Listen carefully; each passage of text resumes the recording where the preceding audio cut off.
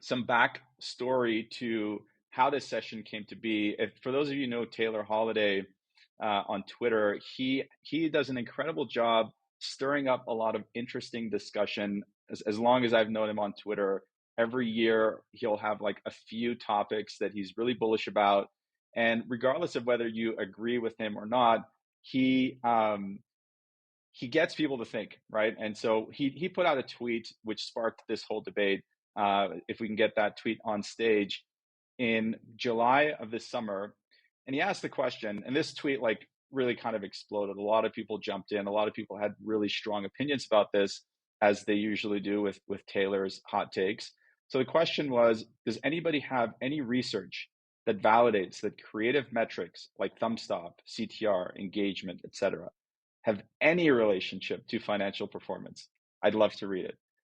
And then this is the kicker, pretty close to tossing out all language related to these metrics. And so one of our other panelists today jumped into that tweet, and it just kind of blew up. And so immediately I'd reached out to the both of them and said it'd be great to have you at the Creative Strategy Summit and dive deep into this discussion. So let's bring on our panelists, please. And here we go. So let's introduce these great minds to the stage. I spoke a little bit about Taylor, but Taylor is the CEO of Common Thread Collective, which is an e-commerce growth agency. Taylor is the dad of 3 and was a draft pick for the New York Yankees. And Taylor has built Common Thread into an incredible organization with over 130 employees. Jess Bachman, also quite active on Twitter. Jess is the creative strategy director at Fireteam. The Fireteam is an agency filled with incredible performance marketers. Jess is a father of 3 kids, 2 cats, and 3 dogs. And according to LinkedIn, he once wrestled John Cena. So we need to hear a bit more about that, Jess. And finally, we have Motion's very own Kyra Richards. Kyra is our head of customer success. She works with and advises our top tier of D2C brands on their creative strategy. Before joining us, Kyra worked at Facebook as an account manager for e-commerce brands. And then after that, she managed paid social at the fitness brand Tonal. We've got their LinkedIns and Twitters on the chat. Please follow them. And also, please add your own Twitter handles. Let's all follow each other. This community is kind of becoming the unofficial creative strategy community. So let's keep in touch and continue these conversations on social afterwards. So before we kick off and hear from our panelists, I want to ask the audience if we can get a poll up.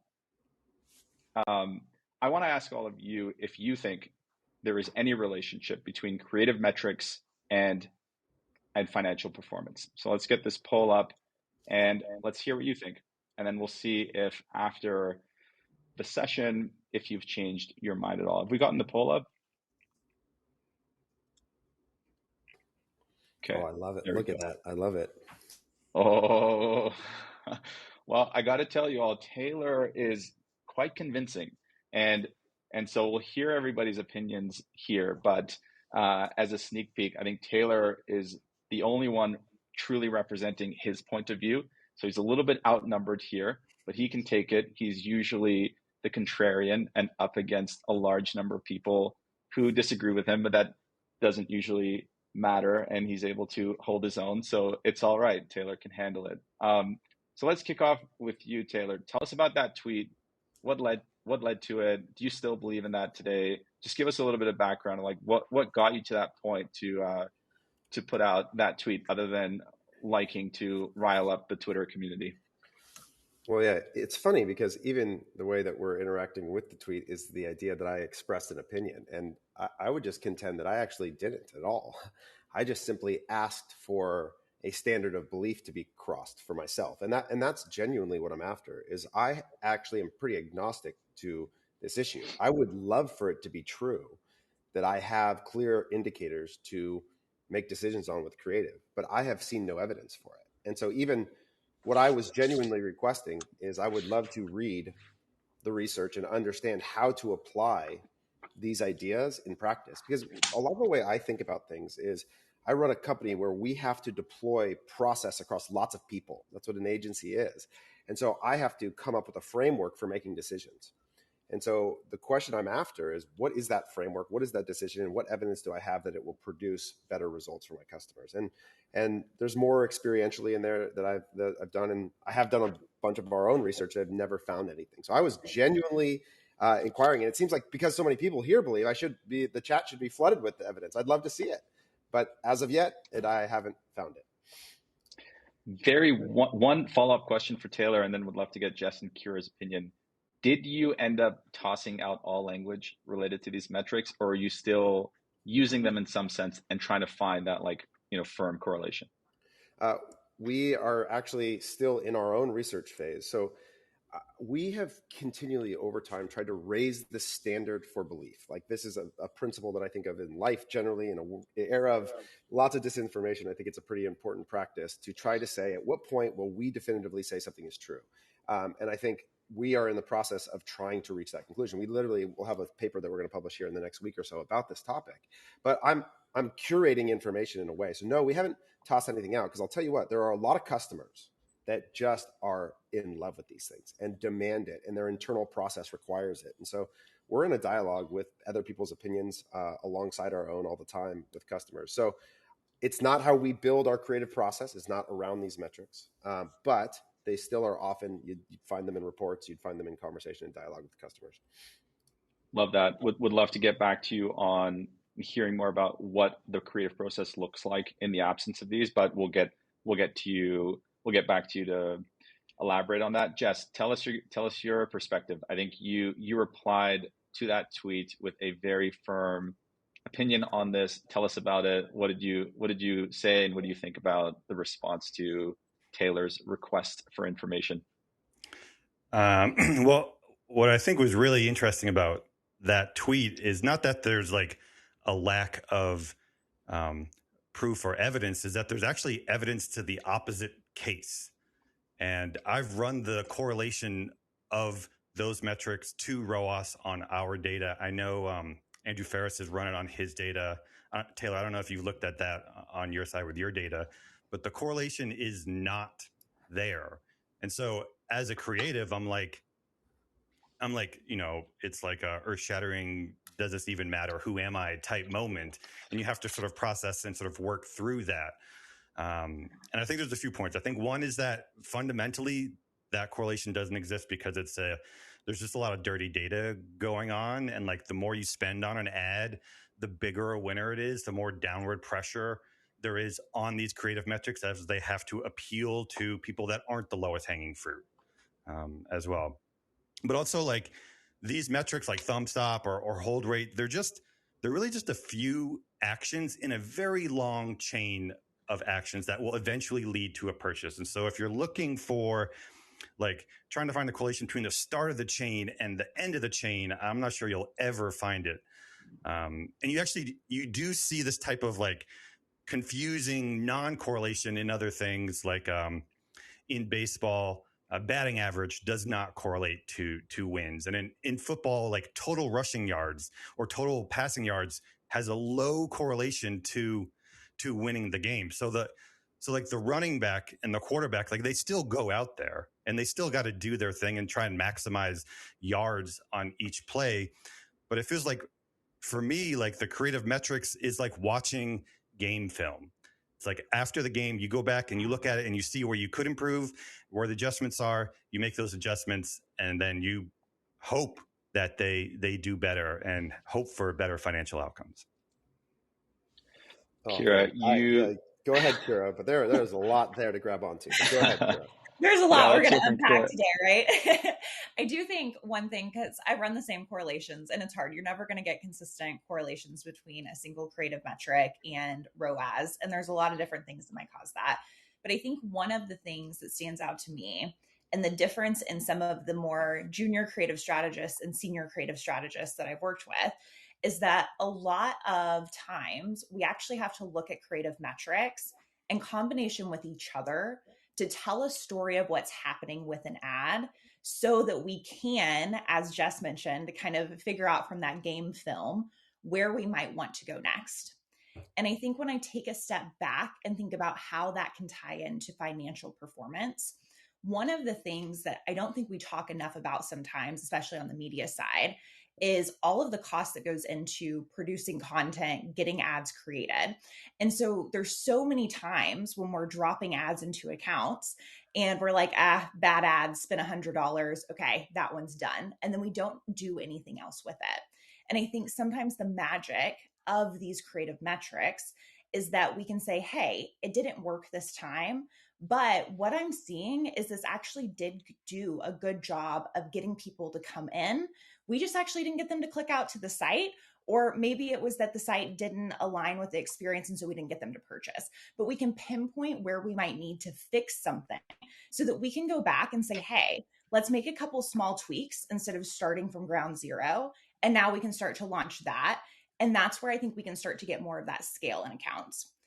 And so when taking a look at some of the accounts of people that I work with, when people start to tag in their naming new versus iteration, we can start to compare those. And it's really interesting from a scale perspective. And some of these accounts, when you look at it, because you're like, wow, if we can get half of our accounts scale from iterations, that's like great if we're able to get that much more out of productions where we may not have been able to reach that scale if we weren't taking these additional swings on something we had originally created. So I think kind of twofold for me of using the metrics together, but then also making sure that we're getting our money's worth out of all of the time and investment that we're putting into production costs. Yeah, so I would contend that what you're describing is the reality of the power of volume at accessing broader points of distribution of outcomes. So if all the possible outcomes for an ad are on some distribution curve, the more shots you take, the more you realize different portions of that distribution curve. And so that's why volume really matters. But I don't actually think it has anything to do with the fact that we fixed something in the ad, because there's not actually any indication that fixing a portion of the ad produces better outcomes. And I think that's the real challenge, is that if we were to say that an ad has a CTR of 0.8 and the thumb stop was 40%, what I see happen a lot is a sequence that goes something like this. And maybe, Kyra, you can describe how you would specifically interact with it. But it's like thumb stop good, CTR bad. Fix CTR, ad will be good, right? And so we sort of decompose this ad into these component parts of these creative metrics. And we assert that if one of them's good and one of them's bad, if we fix the bad one, because which is just a weird assignment of value anyways, because there is no indication that one is good or bad in any meaningful way. So I don't even know how we're assigning that label to begin with. Well, but then from there, the idea can I interrupt, Taylor? To ask to interrupt is a weird thing, but go ahead, Jess. Okay. I agree that they're not like good or bad, but like we do want people to stop. We do want to stop people's thumbs because we want them to watch the ad. We want people to watch the ad. Why? Are you in advertising? I'm also in advertising. The goal is to get people to watch our ads so we can deliver our message. It's not. That's not the goal. In fact, like I think in many cases, if I could get a click in sub 3 seconds, this is why the premise of the measure of thumb stop, 3-second views to impressions, like there's nothing as an indication that says to me that if I accomplish that at a higher rate, I am more likely to get a purchase. And this goes back to like the entire point for me is that the context in which the ad exists is actually the key. It's not the ad itself. And so much of it is that the assertion, Jess, that you're making is that getting more thumb stops, watching more ads equals more revenue. And it's just not the case. But Taylor, is it possible for somebody to actually interact with an ad in less than 3 seconds? It happens constantly. Well, like those people must already have seen some other content from you. Right? Okay. Well, now we're getting to the point, is that the context in which you are serving the ad matters. Why do Nike's ads perform better on Meta than a brand that nobody's heard of? It's because they have unaided brand awareness. People know who they are. So much of the work of the ad is done ahead of time, right? So I think this is like really the critical point for me with creative, is that there's a tendency for people who work in creative strategy on Meta in particular to assert a really high level of impact on their work in the ad platform exclusively. And it's actually a very small part of the equation. The demand creation process is much larger and in many cases outside of our control in entirety. Sort of a very Eugene Schwartzian principle, right? Like we don't create demand, we just harness it. And I think my favorite illustration of this is we're about to go into Black Friday, Cyber Monday. And what's going to happen is all our evergreen ads are going to perform better than they ever have before. Why? Did the creative get better? Did anything change about the ad unit itself? No, but the context did. The demand on the consumer side changed dramatically, and so the performance goes way up. And I think that's like sort of the illustration. Do brands have agency on their destiny, or are we just flowing with consumer demand or unaided brand awareness? Much closer to that. Much closer to that. But how do you build brand awareness if nobody ever watches any of your ads? Well, there's lots of ways to do it. And it's not to say that nobody's ever going to watch your ads. It's the question of, does watching your ad mean that they are more likely to purchase? And we could argue that maybe that increases brand awareness, though. So maybe if we're not seeing it in the direct correlation of a 1-day click or 7-day click attribution model, if we are building people, we're learning what captures the attention of our audiences, what holds their attention, what allows them to get to know us. Maybe we don't see it within that time frame we're looking at, but does that actually build the brand over time to build that demand, which will then help us down the line? So I am all for every hypothesis, Kyra, but the burden of proof for that statement is on you. Like, and that's my thing is like, I love that. Like, I'm in. Let's test it. Let's try and prove that that's true. I'm with you. But I think what we do a lot is we just assert things. All of us. I fall victim. I want to be very clear. I do this all the time too. And so I'm just trying to, in the design of an organization that's responsible for developing creative repeatedly, have a principled view on why I believe what I believe. And so, in theory, like that makes sense to me. To me, it's the basis for a great hypothesis to say like, total video watch time increasing equals an increase in unaided brand awareness amongst the specific demo. Like we could write a hypothesis and we could test it and validate it. And I think that's what we should do is we should try and find more of those things to test because it makes sense, but I don't have any evidence that it's true. Yeah. And I think like, I wish I had the actual brand lift studies. And I think brand lift studies are something that are so interesting, especially in our world when we are in the DR space, because we get so caught up on conversion and conversion lift and all these things. But when I was at Tonal, we actually did a lot of these of what Meta would call like power lift, where you actually have both going at once. So you can understand the brand lift of your conversion oriented ads. And what we actually found was that we actually had higher brand lift from some of our Facebook campaigns than what we were doing on TV. And so we didn't run the actual study of correlations between like, hey, if we were seeing the higher, video watch time and things like that. But I think if anybody in the community has access to these studies, would be really cool to see someone run that in a more direct way to this. Because I think the value of brand is a really interesting conversation right now. I think it's really dangerous to be taking away agency that brands have over their destiny because we're not making classified ads that all look the same. We do need to convince people at the very top of the funnel that we're not just all just waiting for the people to be like, oh, I need that Snuggie or whatever, that I need that in my life and I'm waiting for that ad. We do need to convince those people to do it. And there's plenty of brands like Liquid Death. They sell water. Everyone needs water, but people are choosing them because they've made a compelling, irrational case for their thing through their creative. I mean, Taylor just made it. They're partially being chosen a lot because they're really great at distribution, but there's multiple pieces to it for sure that goes into it. And I'm not saying that you can't create influence with creative. Like we've zoomed out to a very broad philosophical point here, and I think that this is like far away from where this conversation starts, which is this idea that these very specific creative metrics on Meta make an impact on financial outcomes for DR businesses and advertising.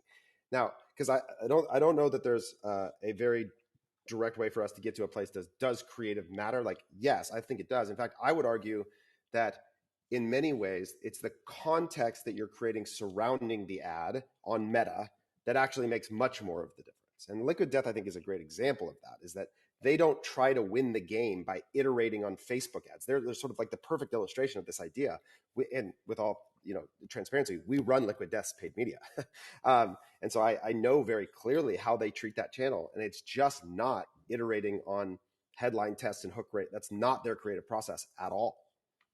Yeah, but you were saying that like success has to do less with the creative, and I'm talking about like their activations or whatever, and more to do with the flow of consumer demand and just sort of tapping into that. I think that does not apply, and it relates to even brands that are like not Liquid Death. Basically, any DTC brand, they do have to generate that context or generate that emotional connection to the brand. Well, to the problem that they're providing. So I'll give you two sort of illustrations of maybe to clarify what I'm saying. So Kalo rings, right? My brother and I were the founders of Kalo Ring. Okay, so did anybody have demand for a silicone wedding ring? No, you can go back and look. The search volume was zero. No one was looking for it. But did people suffer ring avulsion? Did they have to take their wedding ring off when they worked out? Were they not allowed to wear it in food service and assembly lines? Yes. Right. And so in that case, we provided a solution to a problem that they weren't looking for the specific solution, but we were harnessing the issue related to the problem. Okay, so that's an example where the demand exists for the idea, but maybe not in the specific form factor that people thought of, right? Secondarily, I think the easiest illustration of this, and the extremes often illustrate the point the best, is COVID, right? The day before COVID happened, in the broadest form, the demand for an ad for a face mask was zero. It was like nothing. Nobody bought it. And then suddenly, you could not possibly keep it in stock. Well, why? Because the context in which that asset existed changed dramatically. Did the person selling face masks become better at creative? Did the headlines change? No. The underlying circumstances in which that ad did change dramatically. And so I think that's the thing that we should be trying to think about. And this goes back to, like, if you think about Ogilvy on advertising, there's all these classic stories about how milk became a breakfast item in a way that changed the underlying cultural demand related to it, how they would throw a green ball to make the green packaging on Lucky Strike cigarettes matter to people because green became these are the underlying context that people are trying to change. So what do you tell creative teams? What do you tell designers and video editors? Do you tell them to change the underlying context or to wait for the next COVID like scenario and then the creative will work? Like, how do they get better at their jobs? So they are a part of a team. They don't exist in isolation from the broader marketing efforts of the organization. This is a thing that I think is a real problem, is the idea that the Facebook creative team is in and of itself its own storytelling unit, independent of the broader thing the brand is doing. That, I think, is one of the core problems. And instead, we should all be trying to, yes, alter the underlying architecture and demand for our thing in culture as much as possible. And then our ads will work better. So I think there's all these illustrations that COVID presented to us really obviously, like in-home gym equipment.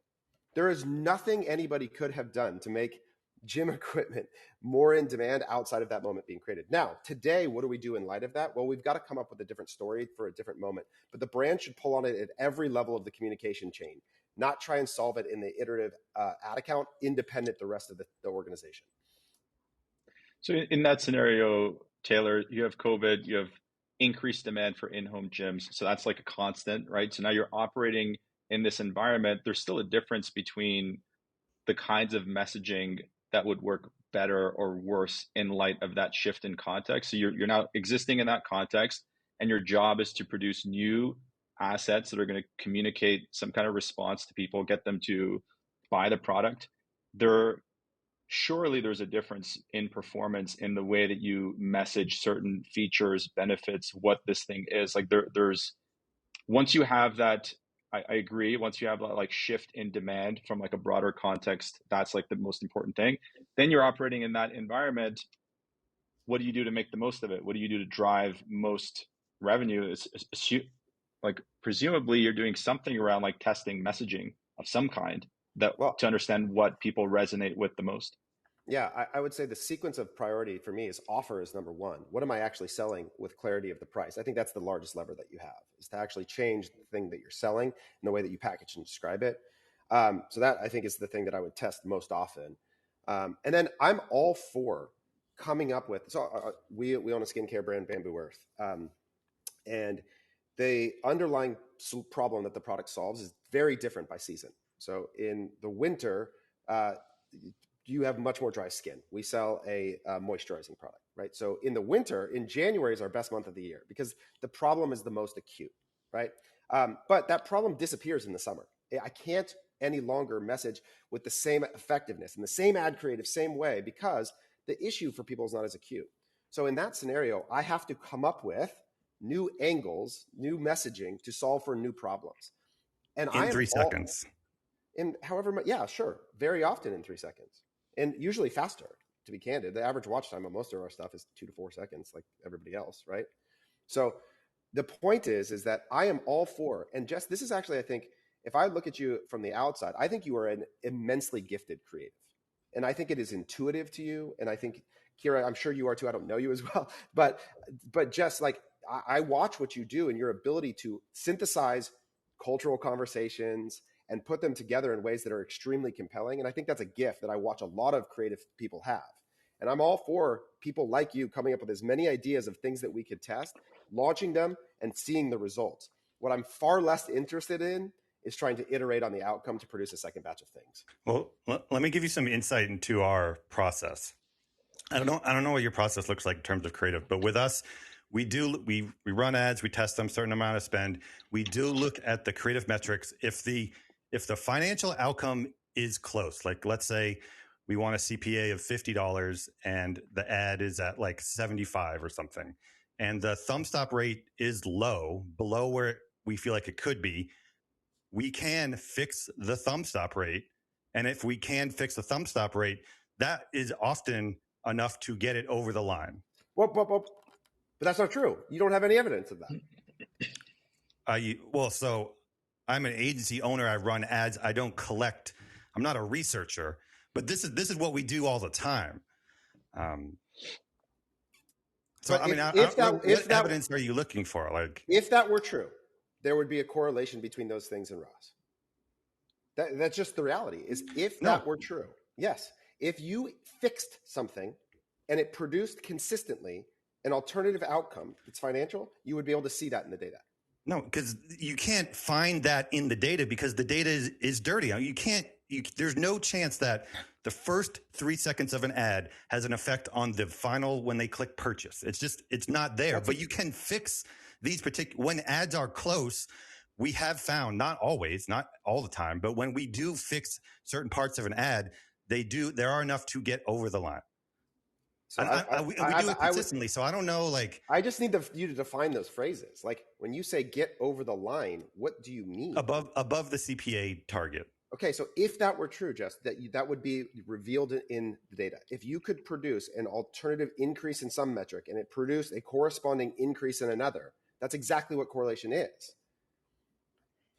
Well, I think where we run into problems, though, is that when we're looking at this at a macro perspective, I think we have to hone in what we're looking for correlations between, because we're not fixing every ad in an ad account either. So I think maybe if we're honing in on these ones that we are fixing, maybe that's where we start to see it more. But I think I really love this idea, and I think people are starting to track this now, of like seeing the storyline of an ad change as it's iterated on over time. And so you see, here was the first version that we launched. Okay, here was the second where we did start to see that ROAS come up a little bit. And I think those are the stories where those are helpful. And we'll start sharing some of those promotion. I have lots of customers that hopefully will be willing to kind of put those out, because I do think people have found really good learnings that they've been able to then iterate on assets or throw into landing pages, messaging, things like that they've been able to kind of take and then scale out.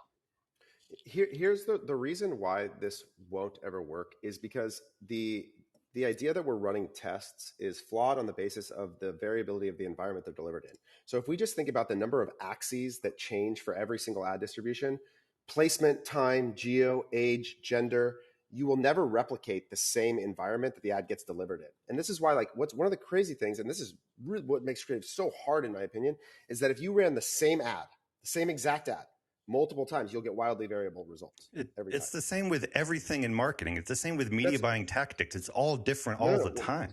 No. So this is exactly the point why you should not insert human decision-making into an environment like that, Jess. That's exactly my point. I agree that because it is all random, the idea that we could assert causality into a random thing is where we get in trouble.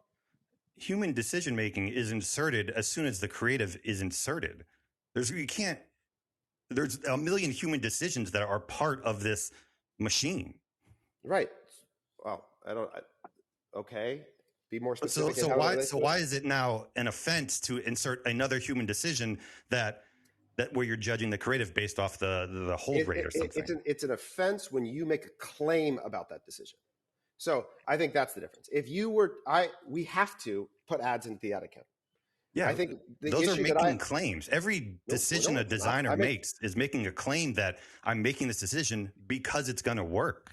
No. That's I don't make decisions that way. I'll tell you that. I make decisions in hope that it will work, but I will never assert, and I make this very clear, and I think this is like the most honest thing I can give to customers, is to say I cannot actually tell you that anything will work. We don't do that. Right. So I don't make. So I can make an edit to a thumb stop and hope that it works. Does that satisfy your contention? That's much more honest. But it's versus saying that changing the thumb stop will make it work. There's a big difference between those things. Those are miles apart. If it did work all the time, I would be shouting that from the rooftops. It would be in every case study. But I think that's why we're here, is because what's shouted from the rooftops. It sounds like one of the challenges here, and you mentioned this, Taylor, that they're like somebody who will see a video and click in like sub 1 second. Almost certainly that person already has some context about the brand, and they're in market. They're ready to make a decision. So I guess one of the issues here seems to be the challenge of understanding the contribution of a variety of ads that lead to a purchase. Like, we don't see that data, right? You put out a bunch of ads, you don't actually understand if one particular customer has seen these 4 or 5 different assets over the last week. Like, I'm sure that Facebook is doing that, right? Like, they understand who's like interacted with a certain piece of creative and then like serving up more, almost like an auto retargeting based on like their own algorithm. Surely that's got to be part of their process. And so is that part of the problem, that it's very rare that one individual ad creative is going to be served to somebody that's the first time they learn about this, and then they click and they purchase. And if they do, you'll probably see that in the engagement data, right? If it was the very first time they're seeing, like, chances are they did stop on the thumb stop, they did consume the video, they did click through, and they did purchase in that very linear fashion. But is that part of the challenge, that you're not able to see the story of the contribution of multiple creatives in that decision making of one individual customer? Is that the reason why you don't see the correlation of such things 1-to-1 with one creative and the outcome, and it's more about the combinations? Yeah, that's a big part of it for sure. Yeah, again, that's the context in which the ad exists is different in every scenario. And that makes it really hard. So yeah, that's a big contributing factor to it, is that you don't know the context in which the ad's being delivered, and there's so many circumstantial things that affect that. So you take that, and so Jess mentioned something earlier, and he delivered it as self-evident, and you challenged it. But like, can we go back to that? Is it not self-evident to say that you would rather somebody consume the first 3 seconds of your video versus scroll past it? Surely that's self-evident, along with you'd rather people click. Right? You'd rather everybody clicks. I don't self-evident is I don't know. Now we're going to get into something pretty, I don't know what that means, really, to be honest. I think there are things that we really want. I think that we should be willing to lay down any assertion of what we believe to be true. Like, sure. That's my approach to this kind of information, is to say, like, many times in life, the thing my intuition would guide me towards believing is true is not. And I've had that experience in many different ways in my life. And so less about truth, more about like, would you want this? If somebody asked the brand, would you like it if every person who saw this ad stopped and watched the full video? Surely everybody says, yes, I would prefer that versus not. Well, not talking about like campaigns. We'll get there. Yeah, exactly. But that's sort of the point. Exactly, Jess. And I appreciate you saying that. It's like, I think if that was the objective, Reza, like, there's a way to accomplish that more effectively. Well, I'm thinking about that as just like the first step of the funnel. To say, like, you'd like them to stop, you'd like them to consume a little bit of the video, you'd like them to click, and you'd like them to purchase, right? You'd like all of those actions to happen. And so why wouldn't you that's how we frame each of those steps? I would like them to purchase. Well, they got to click in order to purchase. No, they don't. Not at all. Right? Okay, sure. So, fair enough. Fair enough. I mean, and a lot of the attribution is predicated on a view through conversion. Like, so I think there's this question of, okay, in light of what do we do instead? Because I think what I really want to contend against is this idea that iteration is the thing that we get sucked into, that I think is the most, like, the biggest waste of resource. Alternatively, so the way I think about building creative and what our workflow begins is it orients around the marketing calendar. Okay. So I'm a big believer that the way that we should decide what we're going to put in the ad account is like a cohesive effort of the entire organization. So if I think about building a marketing calendar for a month, let's just say we're getting ready to build for the month of November. And there's I just did a podcast that I just released today with, you mentioned Connor from Ridge and Connor from Hex, talking about like, okay, how are they rolling out their month for the month of November? And when I think about, I have a amount of money I need to spend in my ad account in any given period of time. And it starts with the things that are built into the marketing calendar. So that usually that are product releases and promotions. So it begins there. HexClad has a whole new grill set coming out for these 2 weeks. That's going to require some amount of volume. It's going to require, therefore, some amount of assets that have to be created in support of that. And I'm going to use awesome creative people to ideate around what they believe that should say, where we think that's going to overlap with consumer demand, et cetera, et cetera. That's the foundation, right? I'm bringing with me some ads that are performing from the previous month. That's the second layer. So that you have like previous existing ads that are continuing to run. They're spending some amount of money each day. I layer on my existing marketing calendar moments, product releases, promotions, et cetera. And then I have some delta left. And that delta is measurable in the amount of volume that I need. We would look at it on like a revenue per ad basis or a spend per ad basis to determine how many things do we need to launch in order to fulfill that gap. And because we use cost controls, there's a pretty big margin of error to answering that question accurately. And that then determines how many new campaigns I need to launch. And now we are going to use creative folks to hypothesize around what they believe is going to be the best idea. And I think that there are all sorts of ways that you can do that. We do this through this framework of offer angle audience, where we try and think about which products that we want to sell. So we usually start with offer, because I think that that's a connection to inventory and demand planning in a way that's really important for e-commerce brands to consider. So what products are we selling? To who are we selling them to? And what is the angle or value proposition we're going to sell them? And then we're going to conceptualize ideas and we're going to launch them. And then win or lose, we are going to repeat that same process the next month. Right? And it's not about trying to go back and solve for things that didn't work nearly as much, because I think the moment is really important. And I'm less and less trying to solve for this idea of the perpetual ad that runs forever. That's not really what I'm after. Kelly, you mentioned, go ahead, Jess. So very interesting that you make all these based off like the marketing calendar, but like the evergreen ads seem to also perform well when that messaging is most relevant. But our process, when we look at our ad accounts, the ads that are like the biggest winners have spent over 100K that can support that level of spend.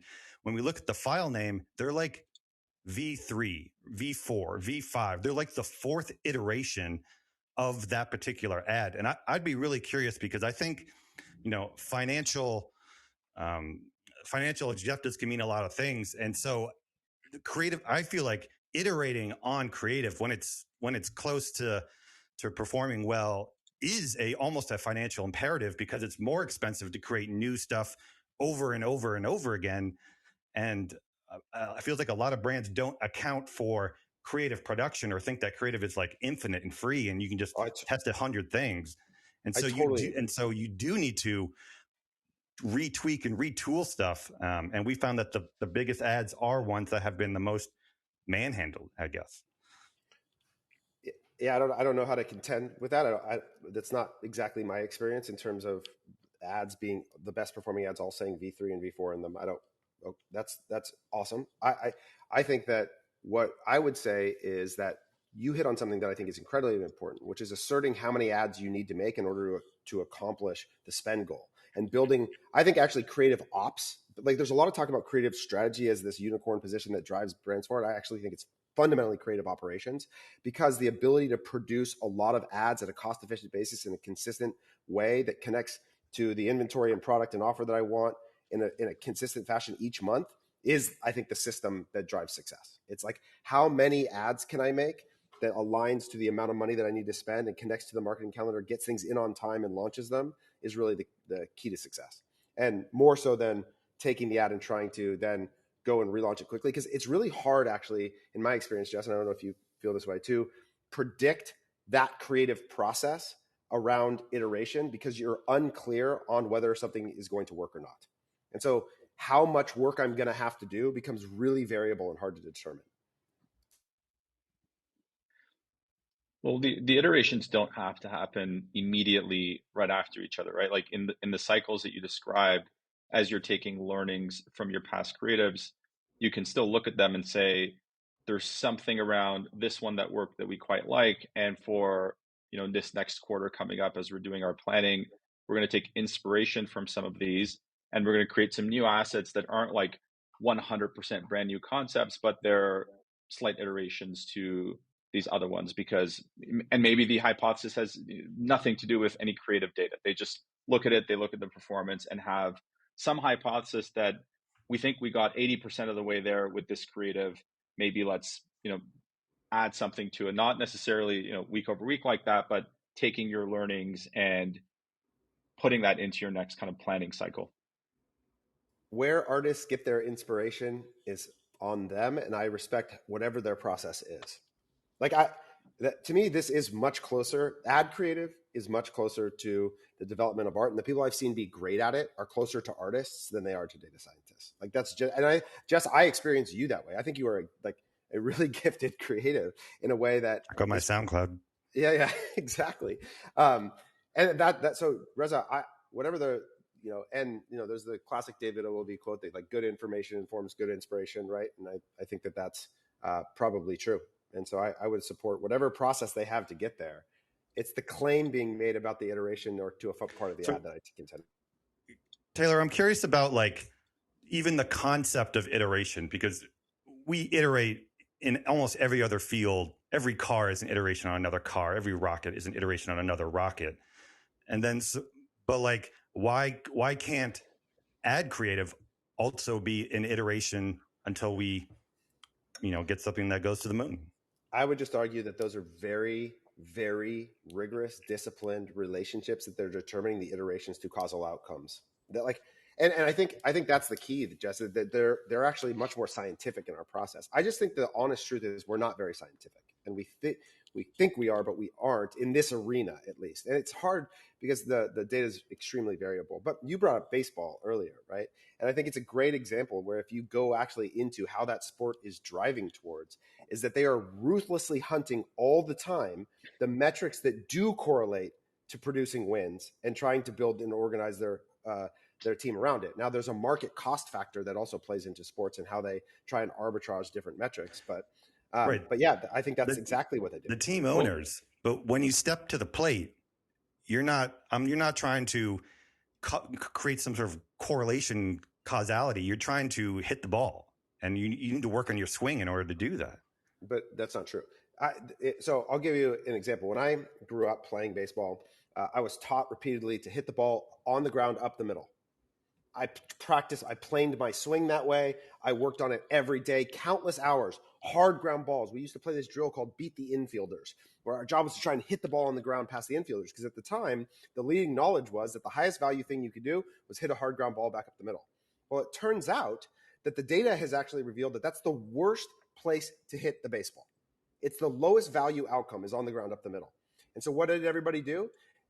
Coaching changed, everything changed to pulling the ball in the air to the pull side. And the data informed a change in behavior because there was a correlation between different swing types, different outcomes, and victories. And so that's exactly the illustration of the point, because the data provides direction in a way that there's evidence for, and so the behavior changes. The crowd wants to hear from Kyra. Tell us what you think. I have one more question for Taylor, and then we can go to Q&A. Okay. I think baseball side, I can't really contribute to that conversation because I'm not going to be good there. But I think something that Jess said really sparked true with me. And Taylor, you resonated with it too, of like where artists are getting their inspiration as they're making ads is important. And I think that is a lot of times what we can do with creative metrics is we can help creatives gain that gut, gain a better understanding of what's happening when they put an ad in an ecosystem so that they have something to go off of. And so that we're not just flying blind every single time. I think those things are really hard to get a one-to-one correlation with financial performance. And I think that's the question that becomes harder to answer. But I think there's probably somewhere in between of this, like we have to have a one-to-one with financial validation behind it versus throwing everything out. I think there's probably somewhere in the middle here that these are things that are guiding us and that are helping us learn and helping us to build some of those instincts, because we're not all just born with them. You have to have a lot of experience to be able to get those over time. And I do think they can help to give some of that experience for people that are newer to this game. And the question I have for you, Taylor, when you talk about, this is like a lot more creativity and not so much data. Sure, like when we talk about creative metrics like thumb stop and all of these, but surely the first piece of data to look at is, did this creative achieve our spend goals while being on target, right? Like that piece of data surely is relevant to future decision making on the creative side, where let's say we're not looking at, and well, tell me if you disagree with that, but if we're not even looking at thumb stop or any of these, if we just answer the question of what are the creatives that were able to achieve our spend goals while being on or exceeding our targets, surely that piece of data is involved in the decision making of future creatives. Yeah, I would just say it's a much broader conversation than maybe that framing, which is what was the product, what was going on contextually around us. I just think you need to look, because I think the evidence to me is pretty clear that if you look narrowly at the creative metrics, it is insufficient for answering the question. And so, Reza, I think it's really important to try to answer the question, but I just don't think you can do that with the creative metrics. So ask the question of why it worked, but also understand that tends to be an area where we start to assert a lot of bias and a lot of personal subjective opinion about why something does what it does. So hold it loosely. I think the reflection is helpful. And to me, it's helpful primarily around the product side more than the creative side even. What sold at what price and why, and how does that inform the plan for the future is more interesting to me than having a conversation about what the CTR was in that ad at that moment. Love it. Great. Let's go to some questions. A bunch are very highly upvoted. A bunch of people are coming at you, Taylor. So you've got panelists on the stage. You've got people in the chat. Like everyone's, Taylor can handle it. So Vincent Chang goes, okay, Taylor, context impacts consumers much more than ad creative, but given that the context is hard to influence, what can marketers do to profitably drive revenue? Would love some actionable advice. So I think that the best thing that you can do, one, you should try and change the context. I think it matters. And just go look at the Blenders Deion Sanders action. To me is an illustration of, as e-commerce brands, the kinds of things you should be trying to create. So that's like one illustration. Two, volume. You build the most efficient system for taking the most shots possible. That's the most impactful way to reach the upper bounds of a distribution outcome, is you figure out how to produce the most high quality creative at the most affordable price. And if you can build that system, you will reach better outcomes because you're taking more shots. Love it. Kyra, Jess, any of you want to take a crack at that, or we can move on to the next question? High quality is a hell of a word to insert into most volume as well. It's hard. There's a lot of trade-offs there. I agree with you, man. It is really hard. I think one other thing is, like Daniel in the conversation before this too talked about how it's good for marketers to consume what's going on outside of just other brands or things that are happening in the marketing world. And I think that's important here too, as Taylor, you're talking about a lot of context. Maybe we can't change the context, but maybe we can play into it.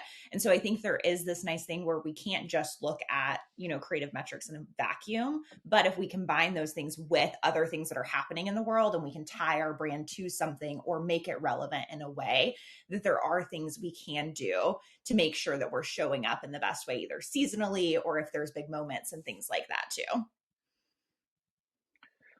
I really like this question from Lexi, who says, is it fair to isolate creative metrics or try and correlate them to the financial side directly when there are so many steps after creative that lead to a conversion? This is why I think you have to look at them together. I think creative metrics are the strongest when you kind of view the whole funnel of what's happening, all the way from, did we get people to stop and watch this ad, to what all did they do to the site? How long did they spend once they were on the site? Did they actually purchase? And I think that's when you can start to build really cool stories and get that deeper understanding of what might be happening in that consumer journey when someone comes from a specific ad. I think it's hard to isolate just very individual creative metrics. Earlier, we talked about what is a good or bad thumb stop. That can be very different a lot of times. But if we're looking at it in the context of everything else that's happening, that's where I've seen some brands pull some really cool insights or hypotheses of what might be going on to then find something else to test.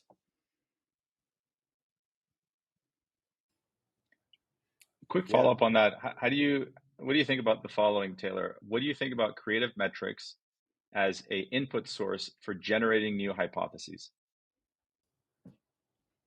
What if that's their role? Sure. Right?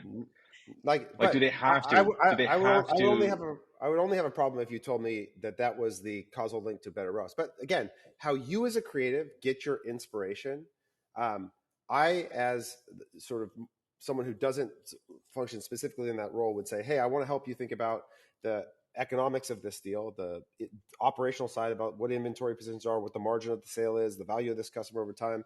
I want to give you that information. And then from there, how you get to great ideas. Like, I've just seen people do this in wildly different ways, in that I have a lot of room for their process as long as they get it in on time. Love it.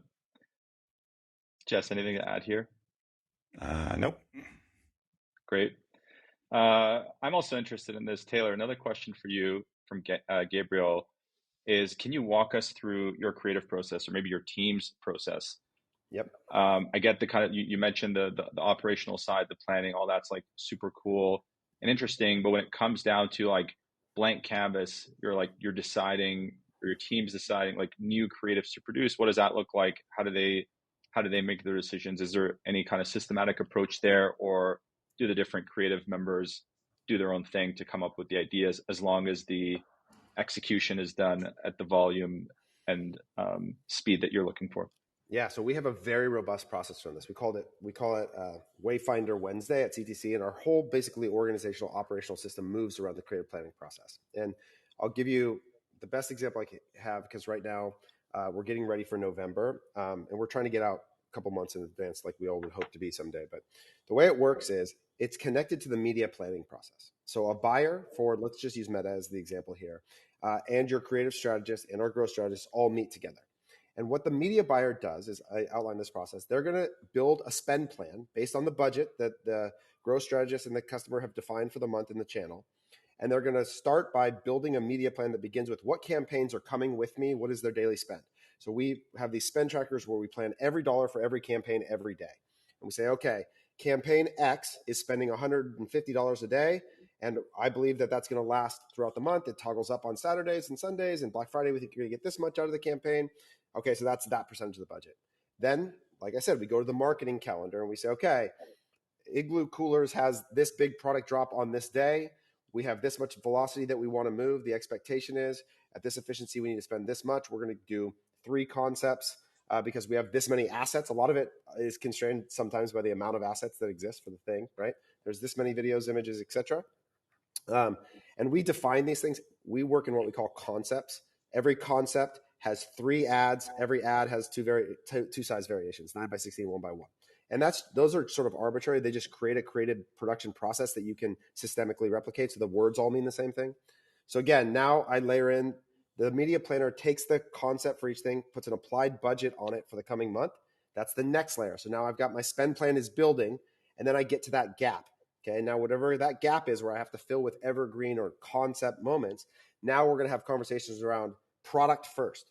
So in the case of Igloo Coolers, we have to move Cool Tunes coolers. They're coolers with a speaker on them. Okay, that's where the inventory position is. That's where the velocity of product is that they want to move. Okay, we need to sell this concept.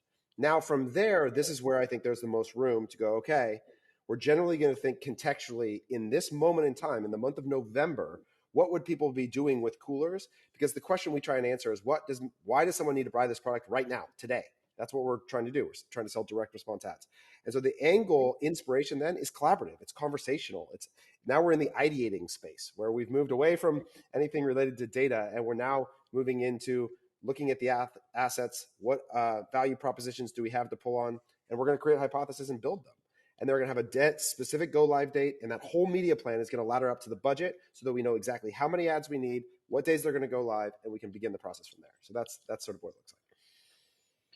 Love it. We're getting ready for the next session. I want to sneak in one last question here very quickly. Samantha asks, for podcast listening purposes, do you have any suggestions on what you listen to weekly to help with design, ads, marketing? I'll open that up to everyone, maybe one or two suggestions. Doesn't have to be podcast. It could be somebody you like on Twitter or newsletter. Let's hear from each of you, and then we'll get ready for the next session. If you go to YouTube and type in the word Adtopsy, you'll find a whole show where we discuss and break down creative and try and iterate on it in real time. And so it's pretty interesting. One person I like on LinkedIn that's a little bit different, I think is one of the up-and-comers in the space, is Salif C. Bain, and I hope I'm saying his name right, but I think he shares a lot of great, actionable, quick trends that are happening, things he's seeing, and I think he does a good job of sharing data with it too, so I will drop him in the chat for people to follow him as another person for inspiration. Taylor? Listen to Jess. Go listen to Jess's podcast. I think he's. I'm serious. I genuinely a gifted creative in ways that he constantly the stuff he puts out is hilarious to me. Just really captures the culture well. Appreciate that. Thank you all so much. This is an amazing session. Appreciate you all contributing. Everybody, we've got another amazing session lined up. Take a quick break. And we'll have Evan come up to introduce the next session. Thank you guys so much.